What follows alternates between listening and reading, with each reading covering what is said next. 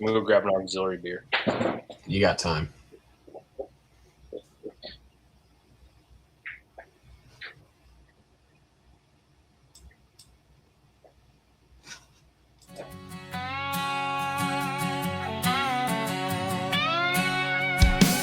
From the city lights to the country blue, Woody and Lou got the sports for you. From Boston streets to Kentucky's fields, get ready, folks, for the thrill it yields. Woody and Lou, sports and you, talking games, we love it's true. Every play, every score, let's dive in, it's time for more. Lacing up the boots and calling plays, debates and laughs for all the days. From Fenway Park to Derby Run, sports talk magic just begun. Woody Lou, sports and you, sideline stories coming through. Every cheer, heartbeat soar, tune in now, we'll give you more. Celtics screams to Wildcats roar, touchdowns, goals, and so much more. Grab a seat, enjoy the ride, Woody Lou right by your side.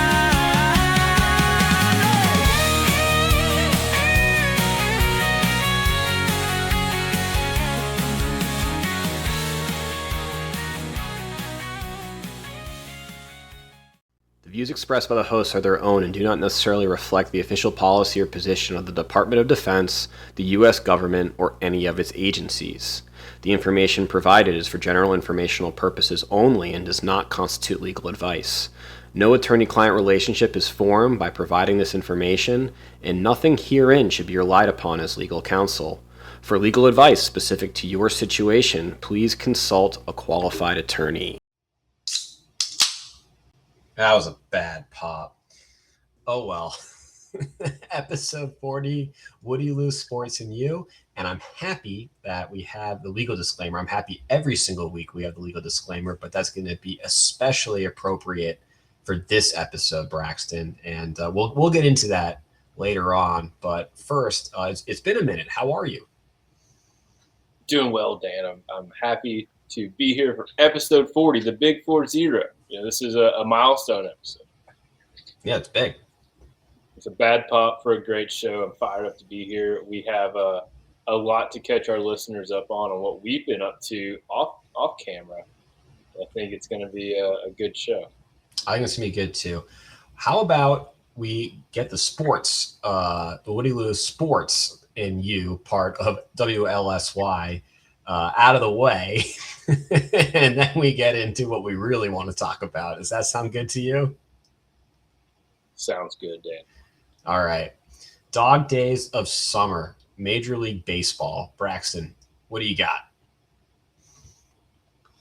Since our last episode, we've had the All-Star break in baseball, the Home Run Derby, the All-Star game, trade deadline quickly coming to an end here soon. It's just that part of the season where I feel like after the All-Star break until the postseason, baseball kind of hits its dog days as people anticipate the arrival of football, fall camp, preseason, and then the NFL and college season starting. But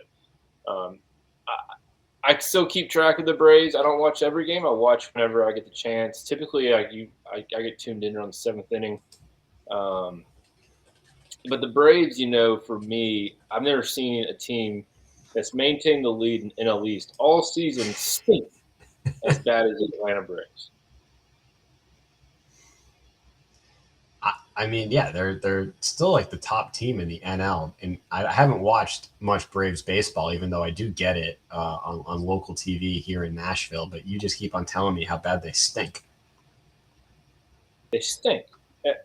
They were bragging today about their AAA lineup tonight consisted of Ronald Acuna Jr., Hai-Sung Kim, Sean Murphy, McCutcheon, who we picked up a couple weeks or months back.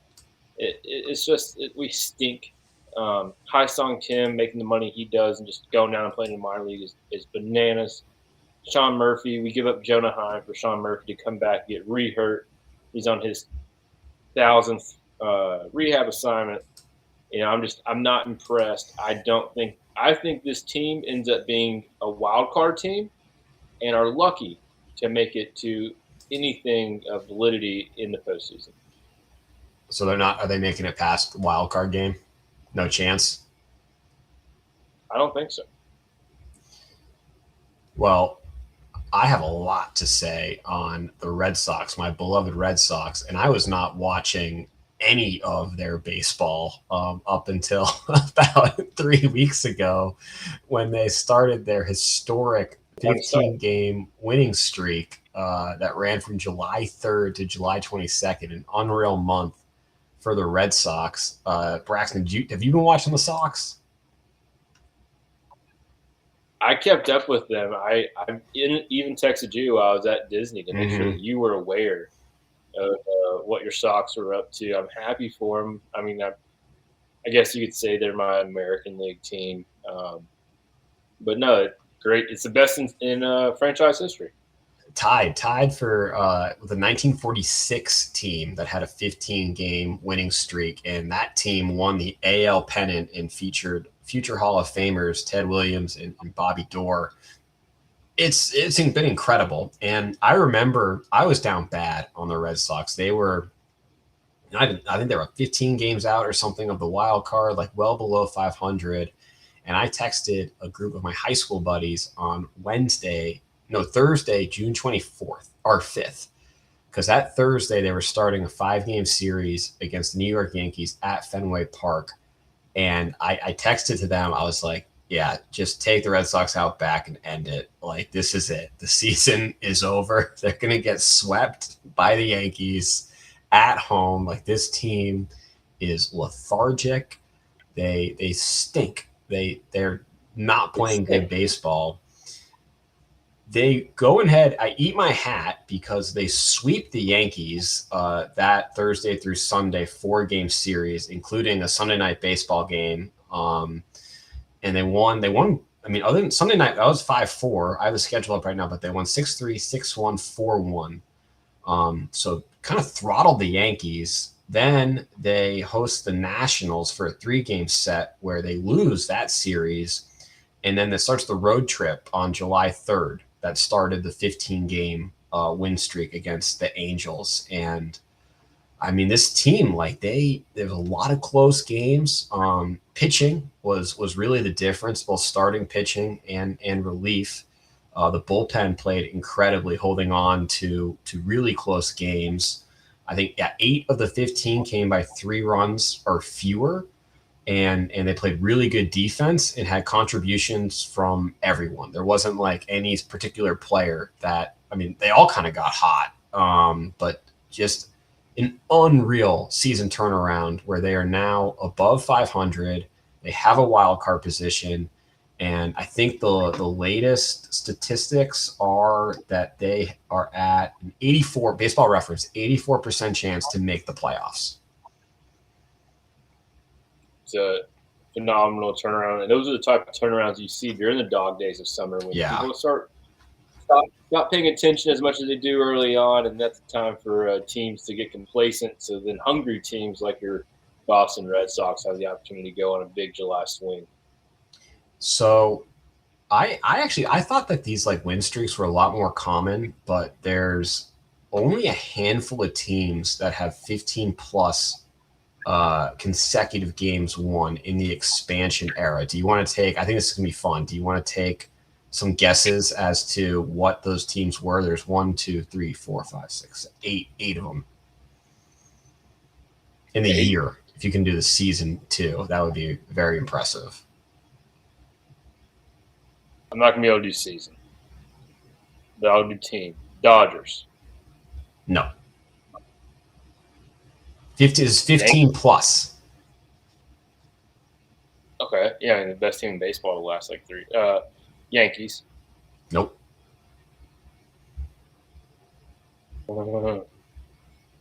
Rays. Nope. Blue Jays. Nope. Just not doing the Braves. Start going down the East Coast. My Atlanta Braves. Yep. 2000. They won 15 games. Philadelphia Phillies. Nope. Astros. Nope. So see, I'm trying to name teams that have been good recently, or really, I mean, since. Okay. Let me go. I think it just shows how difficult it is to win that many games in a row. No, it's nuts. I mean, I just named off the Dodgers, Yankees, Phillies, Astros. We got some from the chat. Miss Amy Lewis. Hey, Miss Amy Lewis. She says the Pirates. The Pirates are not one of those teams. And there is no rhyme or reason now. I mean, the Rangers. Nope. You want me to go through them? Yeah, I mean, yeah.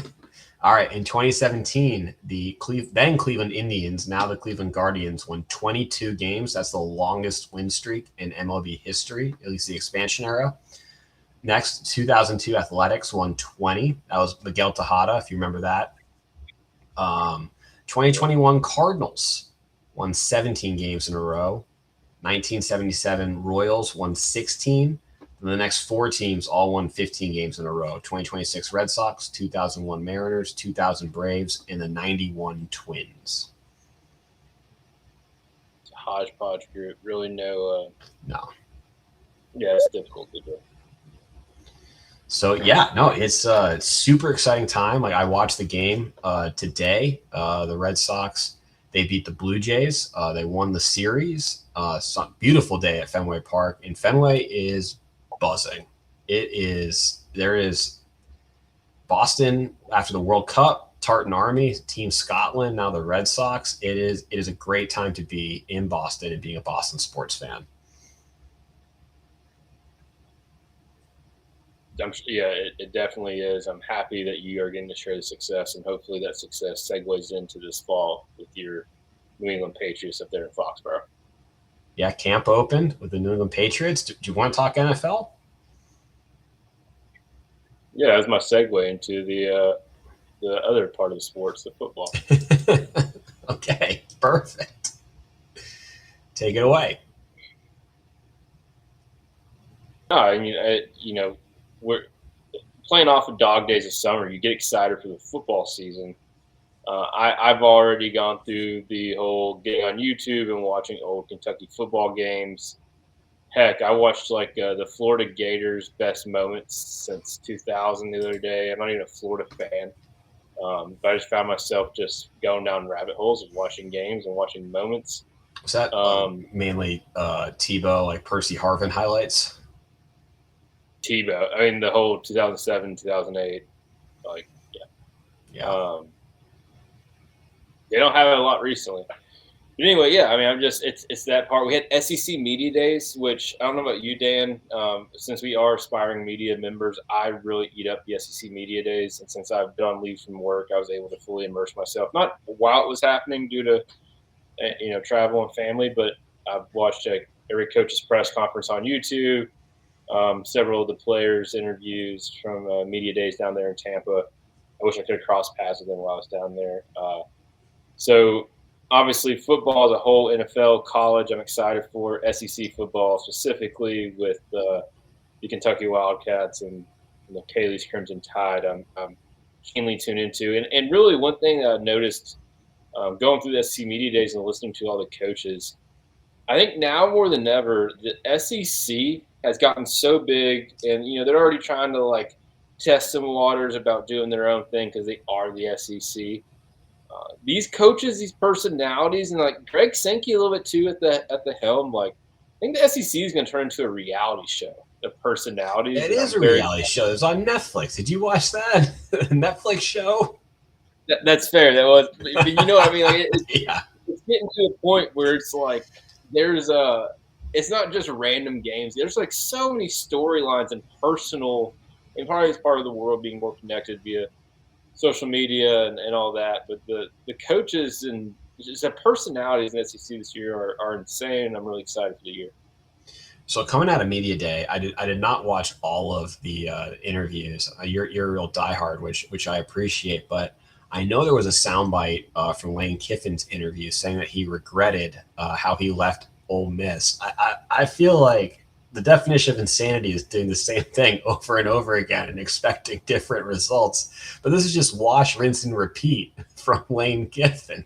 He leaves a place and it goes terrible for him, just awful optics. I hope he gets a new publicist like each time he does this, because whoever his like PR person is either is an idiot or he just doesn't listen to, and then he just apologizes at media day. Like, yeah, that wasn't the best way to handle that. It's like, Lane, this isn't your first rodeo. Well, Lane's off social media now. His son was able to persuade him to get off social media by telling him that he couldn't do it.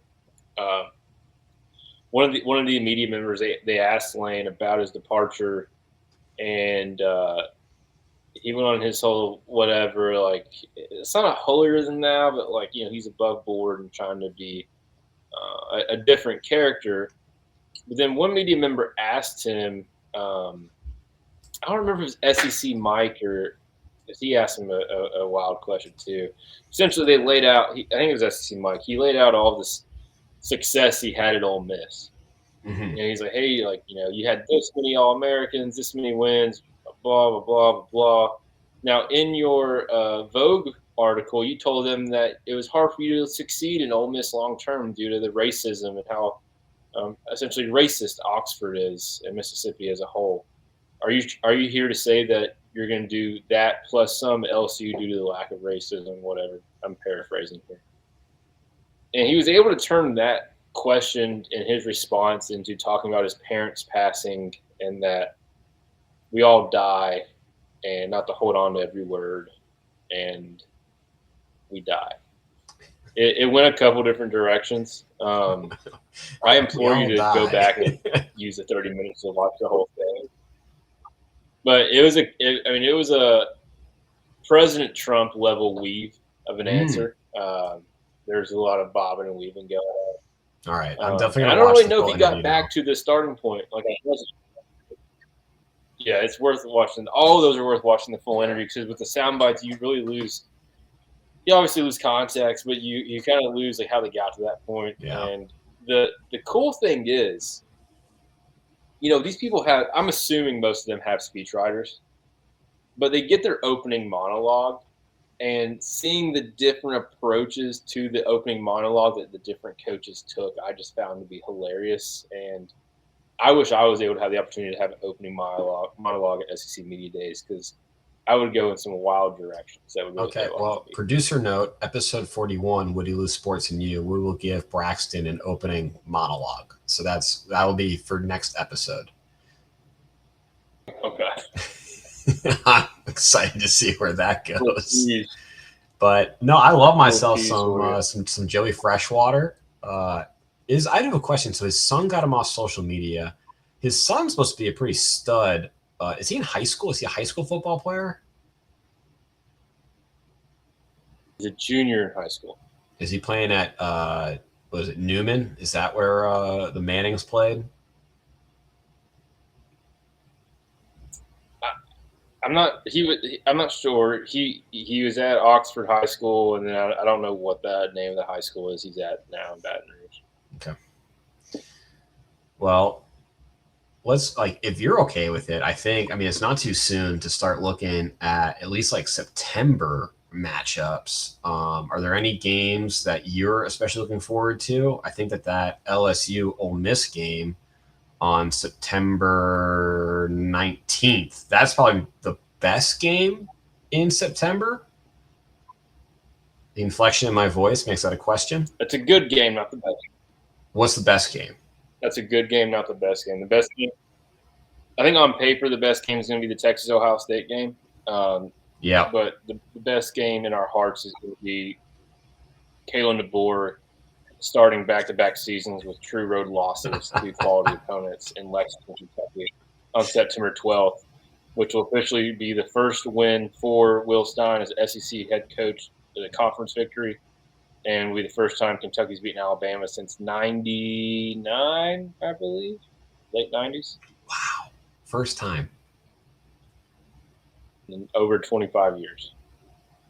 Dang. So It's going to happen. September 12th, Lexington. Some other games we got Clemson at LSU on September 5th. Nothing over. Boise State at Oregon. Well, LSU Clemson, are you for Lane? Like, even if you're a Lane hater, you got to cheer for Lane over Dabo, right? You got to shoot for Joey Freshwater over Dabo. Absolutely. Yeah, okay. I just want to make sure I'm saying. As much as like Lane Kiffin, like he just burns these teams and leaves them in just like, you know, a fiery dust. Like it's hard to dislike Lane Kiffin. I would take him in a heartbeat to be my head coach. Even though I know exactly how the relationship will end, I still want him. Yeah. We got, this is interesting. I might go to this game. I didn't realize it was in Nashville. Louisville at Ole Miss, September 6th. I'm assuming that's on Nissan. We got Wisconsin, Notre Dame at Green Bay, September 6th. That's going to be awesome. Ohio State, Texas. Oklahoma plays Michigan in the Big House on September 12th. Then we got Missouri at Kansas. The only reason I bring that up is because that's in London. Arizona State. Wait. I think I had the schedule messed up. Arizona State at Kansas is in London. You have a game. There's games in London, Ireland, Brazil. They're all over the place this year. I know it's UNC plays TCU, I think week 0 in Ireland. I know that's definitely a game. This is a weird matchup. Arizona State. Something? Yeah, go ahead. I don't get the college football expansion overseas. And just let me say my piece.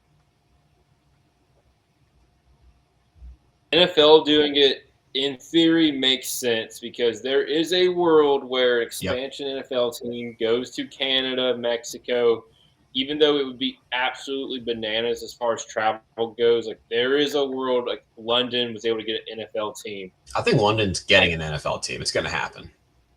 I grant you all of those things. Yeah. Okay. With that being said, that's not happening with the NCAA or college. 2, outside of like Notre Dame versus Boston College in Ireland. Like Notre Dame, Boston College in Ireland, that makes sense from the Catholic standpoint. Outside of that, I just don't get the college overseas thing. Personally. I was just gonna say that in my again, this is probably selfish bias, but it only makes sense for Notre Dame to play in Ireland because of the Irish tourism, their whole. They had a huge campaign of Irish descendants coming back to the motherland, and it absolutely makes sense for Notre Dame, Boston College. But I think did Georgia Tech played Miami last year in Miami. What a bizarre matchup at Aviva Stadium. Was it Georgia Tech in Miami? It was Georgia Tech for sure. Maybe it wasn't. Miami. It was Georgia Tech versus Kansas State. That's right. Georgia Tech against Kansas State. That's a bizarre matchup. Yeah. It's random. Who from Manhattan? I'm sure there's Irish people or Kansas State fans, but we're just looking big picture, like Atlanta and Manhattan, Kansas, going to Ireland for a football game. Just doesn't make sense. And then another game I want to bring up, and this is close to the Lewis household, and I want to get a prediction. We'll do a big, more pre-college football, prediction show, but I got this one circled. Florida State at Alabama. Seminoles have given the Tide fits in recent years. Yeah, I think Alabama wins that game, but I don't put it past Kalen DeBoer to lose that game. I don't think Florida State's going to be good at all this year. No, don't think so. No. I don't know if Alabama's going to be good this year. Alabama and their coach, who has the personality of this table that I'm doing this show from, he did not win anyone over at media days. Alabama was an afterthought. I don't know if they truly know who their quarterback is going to be long term. I have no faith and confidence in Alabama football under Kalen DeBoer. Do you think, like, the criticism Kalen DeBoer got when he had never coached in the SEC at like assistant coach or anything, is that coming back to bite the Tide with that hiring? I don't think you have to necessarily coach in the SEC. For example, like Kentucky just hired Will Stein, who has coaching stops or GA positions in Louisville, Texas, Oregon, most notably. But he just came in, he gets it. I'm trying to think, like, same for John Summerall's assistant coach. But regardless, it's not that you have to have SEC experiences. You just have to understand your fan base. It's this Kalen DeBoer. Okay, they went to the college football playoff. They won a game in college football playoff last year. I hear all of that. But I just think there's too much writing on the wall that Kalen DeBoer, his tree, his background is not meant for Alabama. Alabama right now would be far more suited to have your Kurt Signetti, even listen to media days, like John Summerall, Florida's new head coach. Like, that guy's an Alabama head coach. No nonsense. Knock your block off. It's my way or the highway. There's the door. Like, that's an Alabama head coach. It's very Nick Saban. Yeah, like Kalen DeBoer just comes off, and maybe he's not. He just comes off super just soft, and I don't think he'll have the skin for the long game. But also in Kalen's defense, the next guy is going to have a lot easier time following up Kalen DeBoer than Kalen DeBoer had following up Nick Saban. Yes. That's also true. That's absolutely true. I get why you take. There's many, many, zeros and commas as to why Kalen DeBoer took that job, but I would not want to follow up Nick Saban. Kalen DeBoer had one legitimate good season with Michael Penix, and that's really his calling card right there. I mean, it was a safe hire. Yeah. It was a safe post-Nick hire that wasn't going to ruffle any feathers. Yep. Now, staying on sports topics, I think we would be negligent as a purported sports entertainment podcast if we did not talk about LeBron James and his free agent signing with the Philadelphia 76ers. I know NBA is not Woody and Lou's bread and butter on Woody, Lou Sports and You, but I mean, once again, the NBA finds a way to dominate sports headlines when there are no games of consequence being played and won't be played for another 5 months, 4 months. Like, LeBron goes back to Miami or Cleveland, and immediately everyone's like, all right, that makes sense. Like, good for you. Go retire, King. Like, thank you for the memories. The 76ers move is bananas. Like, yes, their roster is absolutely juiced. There's only one basketball on the court at a time. I don't know. I just don't know why he would do that. I guess he really wants to win another ring that bad. But that ring will always be tainted. And, the biggest thing that the Michael Jordan versus LeBron James crowd goes to is championship rings, which I don't think championship rings necessarily mean you're a better player. But when you start looking at it, it's like, well, LeBron or Michael won all of his rings in Chicago. And now let's say LeBron goes and wins one in Philadelphia. It's like, well, look at the rings that he was able to acquire in Miami by getting this huge team together in one location, and then goes to Philadelphia where they have a roster full of all-stars. it just taints it a little bit. Like, go back to Cleveland, go back to Miami, and just close it out. I don't think it's going to work. I think Embiid's going to get hurt. He gets hurt every single year. He's going to get hurt. Jaylen Brown, at least like what I've read and like my understanding is that he wanted out of Boston because he wanted to be Batman. Like he did not want to be, Robin or even like the co-hero with Jason Tatum. He wanted his own thing, his own team.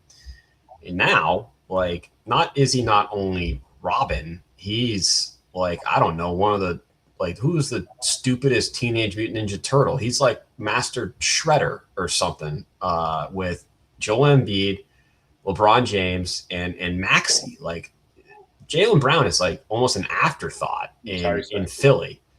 So he's not going to like that. Jaylen Brown, yeah. he's going to be a problem for the locker room in that situation. It's not going to work. No, it's not going to work.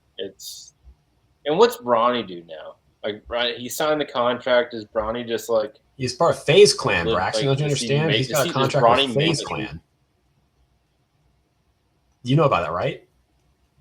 Bronny does? Oh, Bronny's a professional gamer. He's got a contract with FaZe Clan. I'm shocked you didn't know this. What's that? I had no idea. Yeah. What video game does he play? I want to say like League of Legends. As an NBA owner, I would not allow any of my players to be professional video gamers. Do you remember back in like the late 2000 aughts? I forget. I think it was a Z. It was not Zambrano, but it was some big reliever on the Tigers who threw like 101, 102, and he got carpal tunnel from playing too much Guitar Hero, and he was never the same again. Here, I need to look this up. I'm going to find this right now. I love Guitar Hero. Detroit. What was your song? Guitar Hero is the only video game. Paint It Black was my favorite. That's good. On the Guitar Hero 3, I think it was. Guitar Hero is the only video game I played to a level where like my mom had to be like, "Hey Braxton, put it down, like go touch some grass." Like I was pretty disciplined in playing for like an hour or two and getting off. Like Guitar Hero, dude, I was done. I was obsessed. I couldn't stop playing Guitar Hero. Guitar Hero was awesome, and I found it. It was Joel. I was right with a Z. Joel Sumaya. He actually got hurt during the 2006 postseason, and it sidelined him during the ALCS. Just banging Guitar Hero. He injured his wrist and his forearm. He was getting after it. He denied it in 2016. He said that's not true. But in 2006, then Tigers GM Dave Dombrowski said he got hurt playing Guitar Hero. That's a lot of Guitar Hero. Threw one of the bus. Yeah. I'm not very good at video games, but I could never get the orange, the pinky. The orange pinky. But orange. We got a Gigi appearance. It's the fifth string. Yeah, it was the. Yeah, I don't know what she's. She's trying to steal the show. She's a show stealer. Are we going to finish up or what do you say? No, we're good. She's just, I don't know what, Kaylee just handed her to me and Kaylee's leaving the house. So I don't know what's happening. We're going to continue on as if it's not happening. Hi, Gigi. Oh, she saw me. That's awesome. Yeah. It's a fun show. Woody Lou Sports and you. We got to add a G to that. Gigi. We're a family show. That's right. Yeah. I know Miss Patsy's watching. I've been pretty good on not cussing. However, moving into this next segment of the show, there might be some cussing. There definitely was some cussing when it went down. But Braxton, I'm going to let you introduce this, and I will chime in as it happened to me. Well, where do we start? So we set the stage a couple weeks ago when we talked about Tommy McCullough and delivery. Mm-hmm. I was charged. Dan requested that I be his Tommy McCullough. I be Braxton McCullough for Dan. It was some growing pains. Tommy McCullough, a couple of differences. He charges $1,000. I charge $0. Tommy McCullough makes you do a consultation before he starts calling. Dan just gave me 3 specs and a make and model. He didn't give me any quotes. He had the trade in. He didn't give me any quotes from CarMax or Carvana. I asked for quotes, and he ended up sending me random used car Mavericks. And I was like, "What is this?" He's like, "Quotes." I was like, "I don't care. I need quotes on your car." I found a couple in Nashville, called a dealership in Nashville, made my first critical error. So Tommy McCullough, when he does it, he just says his name's Tommy McCullough. I decided to just completely impersonate Dan Woodhouse by saying my name was Dan Woodhouse. And why did you go it that? Didn't go anywhere. You get nervous? No, I didn't get nervous, but I don't know. He just asked, and I didn't think the guy didn't instill confidence in me because he was doing the typical sell. He did the same. I thought I was watching a Tommy McCullough video because everything he was saying is what every salesman says when I watch those videos. The same script. So you should have been. So I just said my name was Dan. I was, but that was my first call I had made, and I don't know. Maybe I folded under the pressure, and I didn't want to have the conversation. I'm passing it off to a friend. I just thought it was Dan Woodhouse, like whatever. All right. Didn't get any numbers with that guy because the truck ended up being spoken for by the time we got to the brass tacks. Anyway, so I keep looking. Dan was looking for a Ford Maverick. I made the decision that he needs a new one, mainly because the 3 specs he requires are only in the 2025 and up models. Really no business in finding a used 2025, so we need to find a new 25 or 26. Dan wanted the all-wheel drive tow package hybrid. Yep. Which is a unicorn. You can get 2 of those 3. Getting all 3 is very difficult. I did Dan one better by finding him all 3 plus a sunroof plus a 2025 model that had great savings. And it just so happened to be sold at a dealership from my hometown where I was familiar with people who worked within the dealership. So the whole thing made sense. Mm-hmm. So I send Dan the truck. I say, Dan, do you like this truck? Dan says, I love the truck. Get me numbers. Yep. I call the guy. I call a salesman. I said, hey, I'm Braxton, looking for a truck for my business partner, blah, blah. He's in the Army. He looks the truck up. We work some numbers. I get a price sheet. I get a starting point. I send it to Dan. Dan's like, I need a better deal. I said, all right. I call the guy back. I said, hey, I need a better deal. And we wanted to be about $1,200 cheaper than where we were out the door. Dan was willing to go. I think it was probably, if you do the math, we wanted $1,200. He's the one to take $600 more off to where he would be at a point to buy the vehicle. So I called back, asked for $1,000 off, ended up getting like $7. We were at a price point that Dan had told me, Braxton, if you get to this price point out the door, I'm buying the vehicle. Yeah, I'm driving. Couple of notes about this. Vehicle's 4 hours away from Nashville. The price point I got to him out the door included taxes, which Dan is not required to pay. Nope. Based off his designation as an active duty service member stationed at Kentucky as an out-of-state resident of the Commonwealth.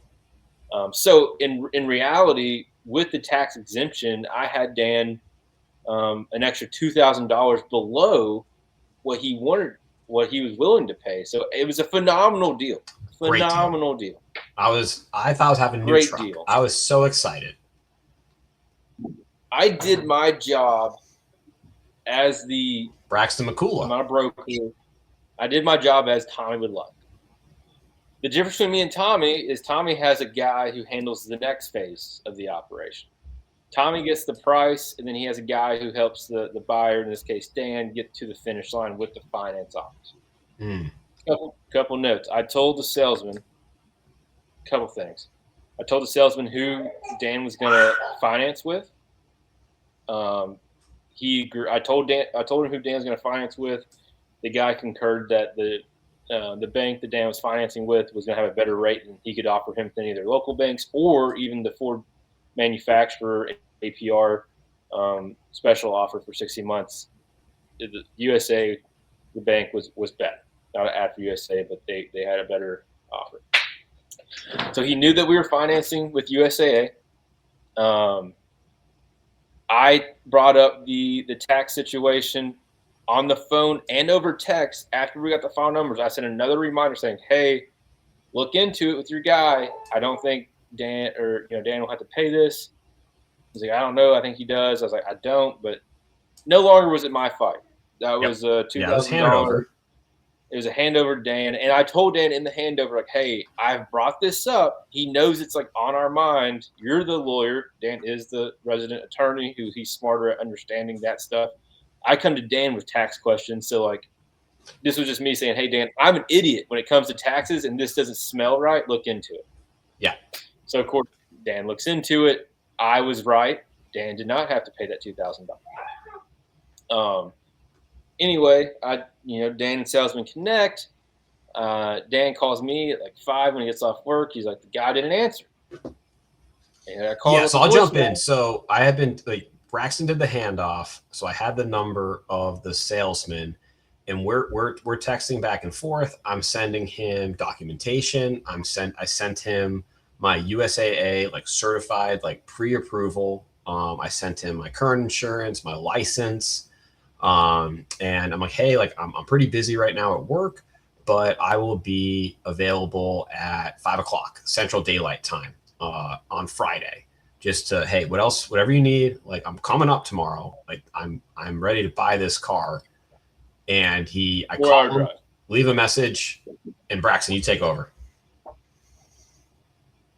All I know is Dan calls me at about 5:15. I say, "Dan, why are you calling me? You should be on the phone with this guy." I told the salesman, "Hey, you might have to work after hours. He's probably going to be most likely available between 6 and 8 Eastern. Yep. Your local time." He's like, "All right, I got you too." Well, me and Dan talk on the phone for 30 minutes on his way home, and at no point did Dan hang up on me because he had to talk to the salesman about, setting.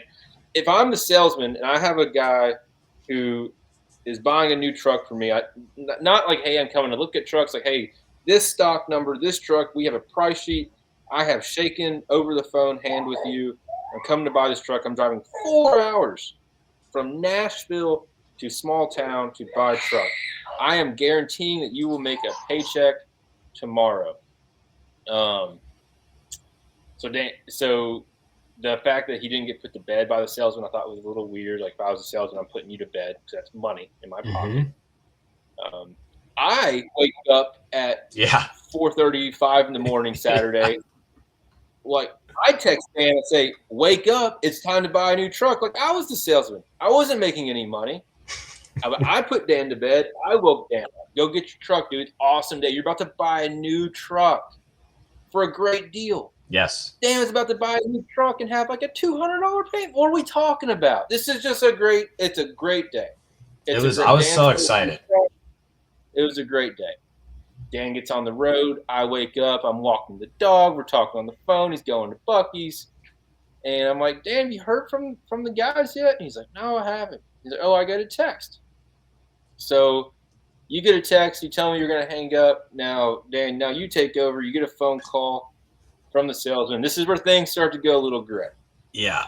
So I get a phone call from the salesman. I've probably been on the road from Nashville to Kentucky for probably 50 minutes, maybe an hour.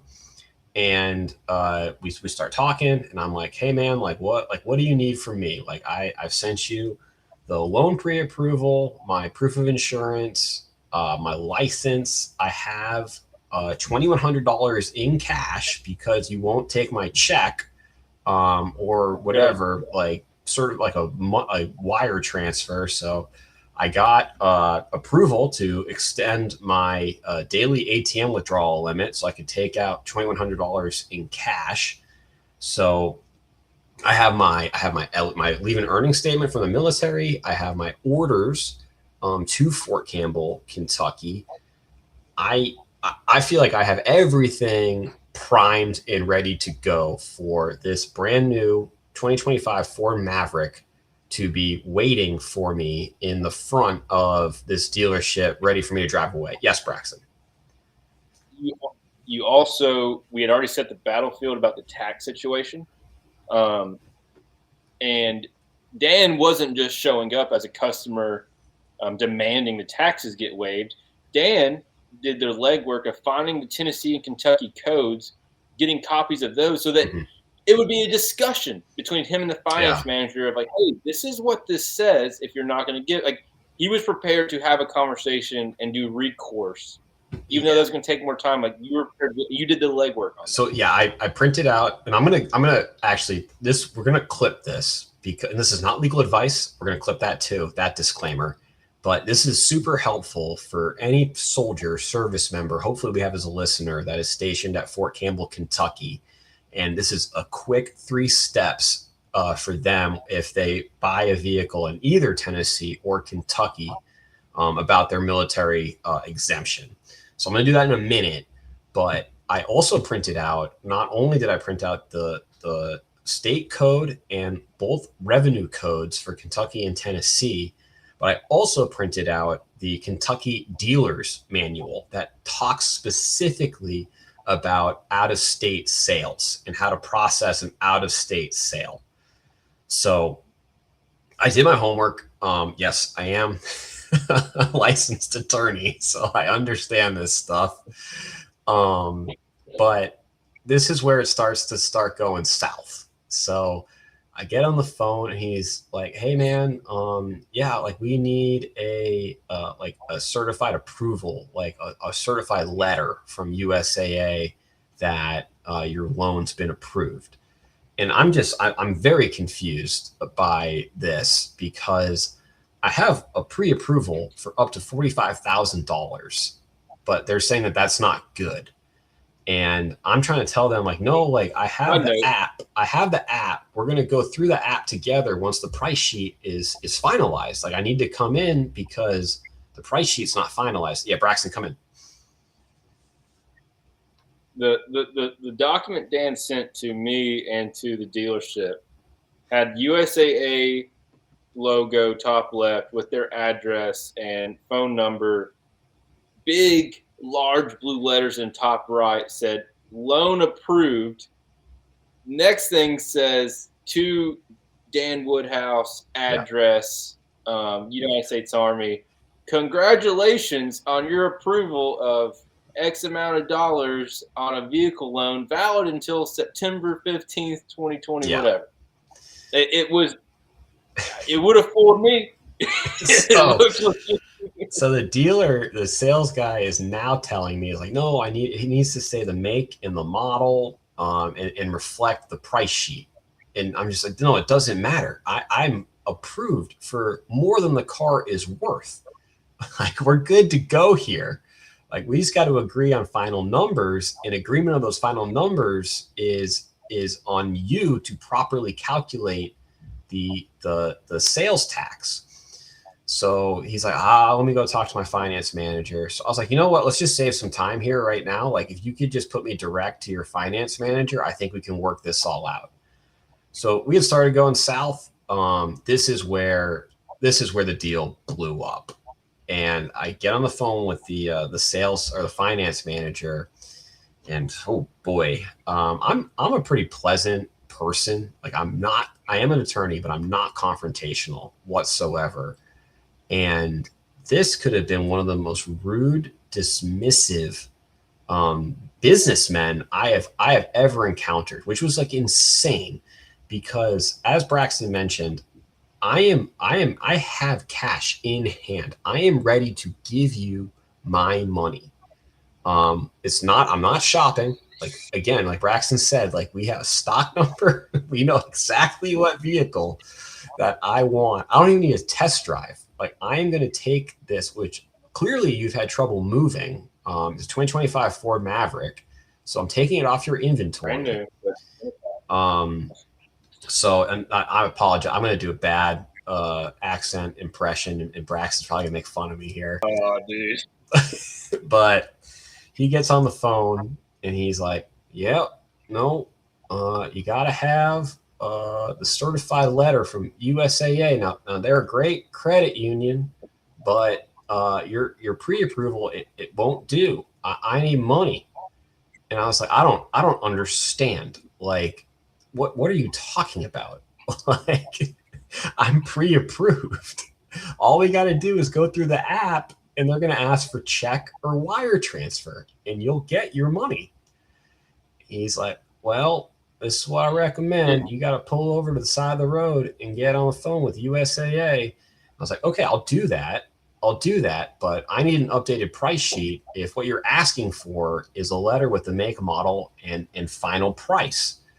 And in order to get to that number, we need to talk about the sales tax." And he's like, "Well, you got to pay sales tax." And I was like, "I don't think you understand. I don't. I'm exempt." And he's like, "No, we got X amount of people on welfare here in Kentucky, and we all got to pay tax." And that's where he lost me. And I had pulled over at this point. I called Braxton, and Braxton, please, like, 'cause you're more mad than me at this point. Well, I'm mad because it's personal to me, because I was directing you to where I am from, essentially. A couple things. And I didn't know, you're broke news to me. I didn't know that he made the comment, USA is a great credit union. Because if he would have said it to me, I would have said, "Oh, great, sir. You're aware of how USA operates when it comes to financing a vehicle. Now that you are aware, what you know is that I apply for a loan, they approve loan for X amount of dollars. Once I get to dealership, you know right now off this letter, I have $45,000 that Uncle Dan can do with it. If it's under $45,001, I can buy it on your lot." And what's going to happen, sir, is once we get there, and I again explain to you this tax situation, you're going to knock the $2,100 off the taxes. We're going to have that number. I'm going to go in my app. And this is what it's going to say. It's going to say accept loan. It's going to say name of dealership. Click, click, click. It's going to say make, model, VIN. Click, click, click. Insert finance total final amount. Click, click, click. Does this dealership want wire transfer or check? And you're going to say, "Hey, sir, do you want wire transfer or check? I'm on the USA app. We can go see this." He's going to say, "I want wire transfer or check." You're going to click which one he wants, and then it's done. It's done. So he should have known that. It blows my mind, Dan. I've only gone shopping for a vehicle one time without a pre-approval, and that's when we got Kaylee's minivan. We get there, we see the minivan, we test drive it, we fall in love, and Kaylee looks at me, she's like, "I need it." Yep. So I stood in the lobby of the dealership, got on my app, got my pre-approval, handed it to agreed on numbers, got my pre-approval, had worked with the salesman to do the app process I just explained. And by the time I got my pre-approval to walking out of the dealership was an hour. Yeah. Like, in the car, headed to Chick-fil-A, an hour. Yeah. In new minivan. That upsets me, one. In a new minivan. And what upsets me also is, and it's small towns giveth and they taketh, right? The charm of a small town cannot be overstated. But also devil's advocate, clearly he doesn't work with military often. Clearly this isn't a situation he deals with every day. But this is where I get upset. Every day of my life in the line of work I do, I am expected to deal with situations that I've never dealt with before. We, as citizens and employees of whatever company, are employed to deal with situations that we may not have ever dealt with before. But as long as it falls under the umbrella of what we are doing, we are expected to do that task. Yeah. You explaining, buying tax code manuals, whatever, to a finance manager in that state is within he needs to stop what he's doing, figure it out. Yeah. So you didn't ask him to go out of his way. You were driving, you're from Boston, driving from Nashville to the smallest town in Kentucky. Why, Dan? Oh, it's to buy a truck. It wasn't to go to the Kroger. It was to buy a truck. There's no more serious buyer than the guy from Boston living in Nashville driving 4 hours to a town with only a Kroger. There's no other reason but to buy the truck, sell the truck. You want to give them your money. They say the Massachusetts check's no good. What do? You go to the bank, you get the money. What else do you want from me? But we're too busy. If you're too busy, close on Saturdays. Last I checked, if I'm a car salesman or a finance manager, if you walk in the doors between 9 in the morning to 5 p.m. when we close, if you walk in at 4:59 and 59 seconds, I'm not going home until I have sold you that vehicle. I don't care if it's 11 p.m. Yeah. And that was another nail in the coffin. Like, you brought it up. So I didn't say this, but also part of the conversation when I was like, well, I have all the tax documentation. Like, I'm willing to talk this through with you. He's like, well, we're super busy today. Like, you got to work this out with USAA. And he wouldn't even, and what kills me is there's nothing to work out with USA. You have the money. You have the money. USA's irrelevant. They're the least we're worried about. But the salesman who you told the salesman like what I do, and like I am a lawyer, and I think this is now an appropriate time. So this is what I was prepared to tell him, and this is what every service member at Fort Campbell, Kentucky should know. Again, not legal advice. This is just, I can read. This is exactly what the Kentucky and Tennessee laws state. So Kentucky revised statute 138.460. That is the Kentucky state statute when it comes to motor vehicle usage tax. So Kentucky does not charge a sales tax. It charges a motor vehicle usage tax at 6% of the value of that transfer. And it is driven by where the vehicle is being titled and registered. So when someone buys a vehicle in Kentucky and immediately takes it across state lines to register, so like what I would have done, I would have immediately taken it, titled it, registered it in Tennessee. The Kentucky dealership should have processed this as an out-of-state sale. So the Tennessee sales tax would have applied, and they should do that, whatever system they have. It should have processed that, and it should have applied the Tennessee code.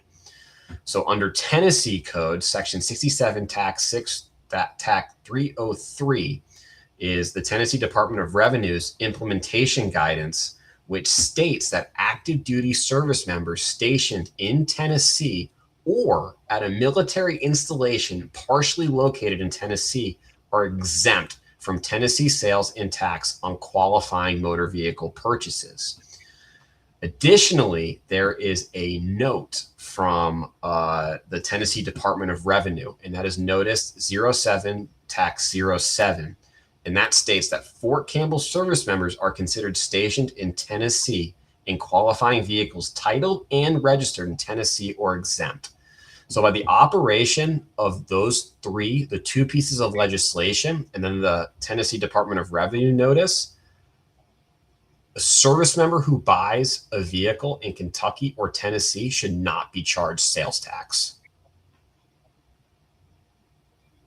So, and here's the thing. Dealerships, and this is why I talk about Tommy McCullough and millionaire. This is why Tommy McCullough is a millionaire. This right here is why he's a millionaire. Because he built it. And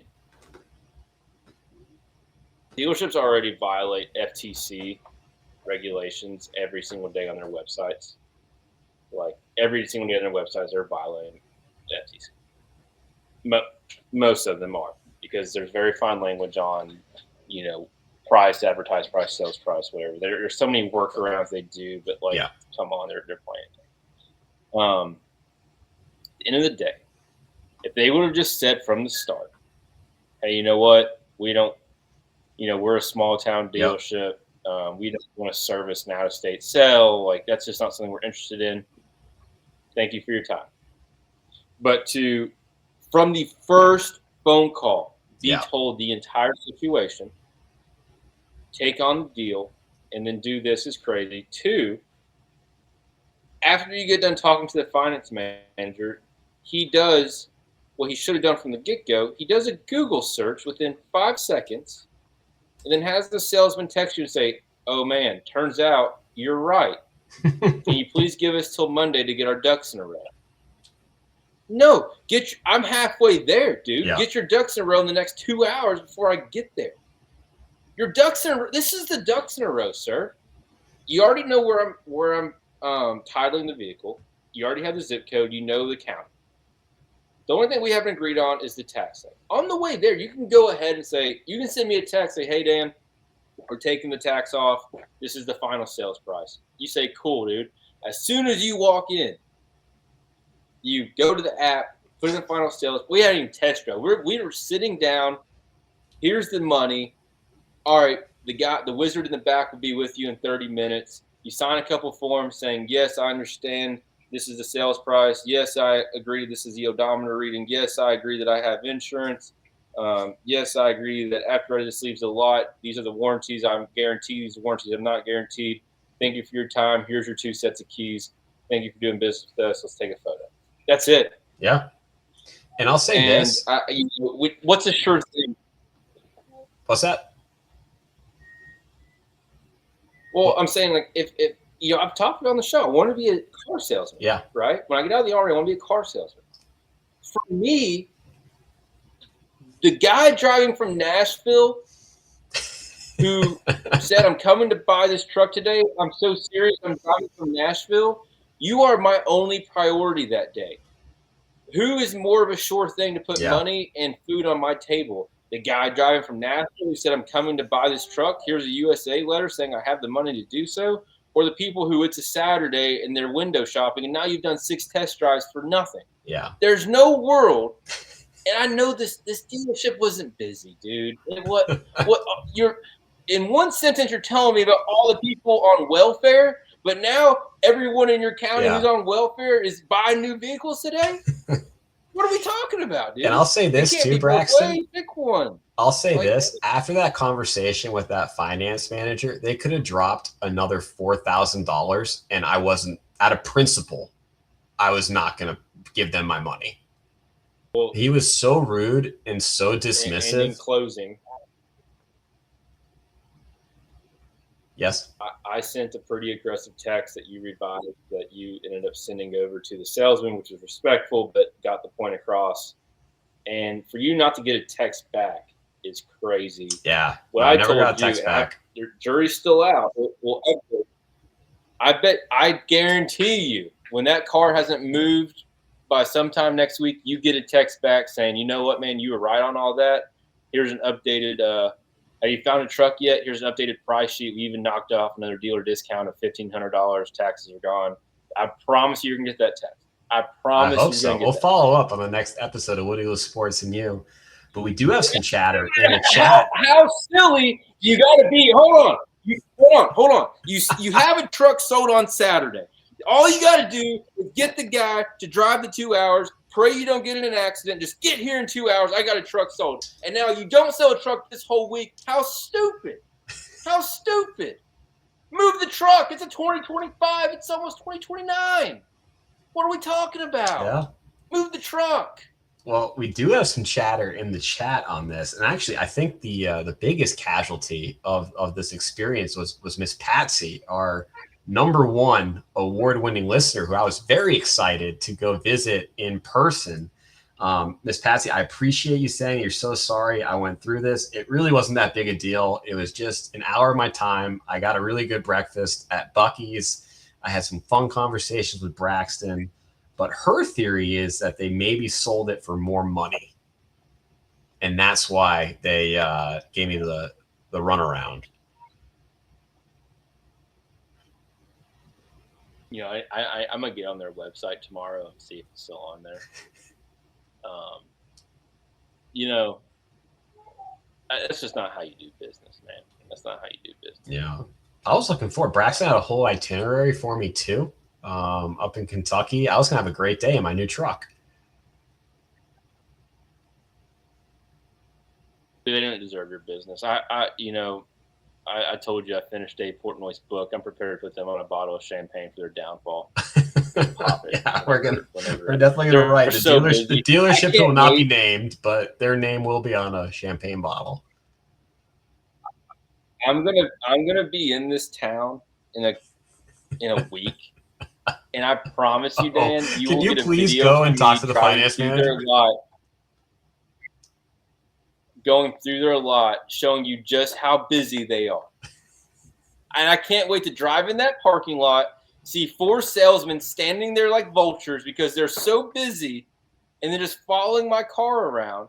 And I'm gonna say, I want to see is your finance manager too busy to talk? I need closure. I need closure from the finance manager. I got his name for you. I need closure from this guy. And I might go ahead and get pre-approved for you. I might call USA and get a new loan approval. And I'm going to go through the whole process. It's just show them. And then I'm going to walk out on it. I'm going to say, I'm going to pay over MSRP for this truck. And I'm going to say, you know what?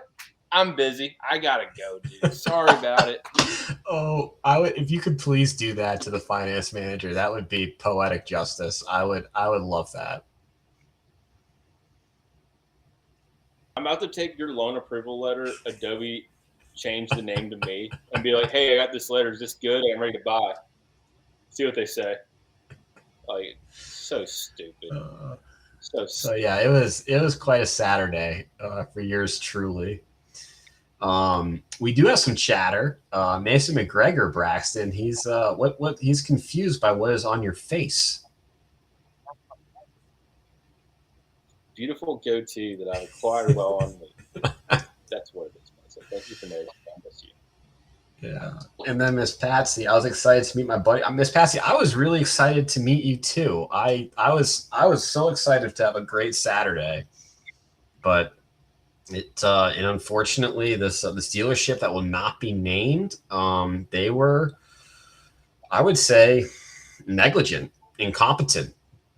There's probably a lot more words to describe this place that I could lose.